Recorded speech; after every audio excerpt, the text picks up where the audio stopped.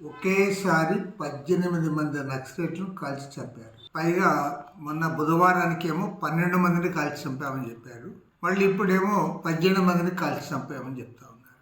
ఇవాళ ప్రభుత్వం ఒకే ఒక కార్యక్రమాన్ని పెట్టుకుని పనిచేస్తూ ఉంది. అదేమంటే నక్సలైట్లు ఎక్కడ దొరికినా సరే వాళ్ళని కాల్చి చంపడం, బూటకపు ఎన్కౌంటర్లు చేయడం, వారిని వేటాడడం, వెంటాడి చంపడమే తప్ప మరో పని ఈ ప్రభుత్వానికి ఉన్నట్లు నాకు కనపడడం లేదు. ఇవాళ వారు చర్చలకు మేము సిద్ధంగా ఉన్నామని చెప్పిన తర్వాత కూడా చర్చలు చేయకుండా మిమ్మల్ని కాల్చి చంపడమే మా కర్తవ్యం అనే పద్ధతిలో ప్రభుత్వం వ్యవహరించడం అనేది ఇది నియంతృత్వానికి నిదర్శనము.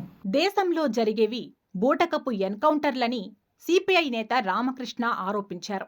నక్సలైట్లను దొరికిన చోట చంపేయడమే ప్రభుత్వం పనిగా పెట్టుకుందన్నారు. నక్సలైట్లు చర్చలకు సిద్ధమంటున్నా కూడా కేంద్రం చర్చలకు రావడం లేదన్నారు. కేంద్రంలోని అధికార యంత్రానికి కావాల్సింది చర్చలు కాదు, అడవులు ఖాళీ అవ్వాలి. ఆ ఖాళీ అడవులు కార్పొరేట్ కంపెనీలకు అప్పగించాలి. ఆ తర్వాత మైనింగ్ ఫ్యాక్టరీలు, రిసార్ట్లు పెట్టాలి. అదే వారి కల. ప్రజాస్వామ్యంలో ఎన్నికైన ప్రభుత్వం ఇలా హత్యలు చేయడం సిగ్గుచేటని రామకృష్ణ ఆరోపించారు.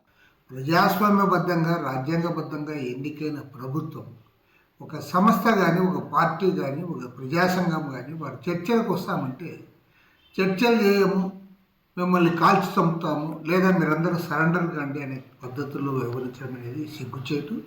దీన్ని ప్రజాతంత్రవాదులందరూ కూడా తీవ్రంగా ఖండించాలని కోరుతా ఉన్నాం.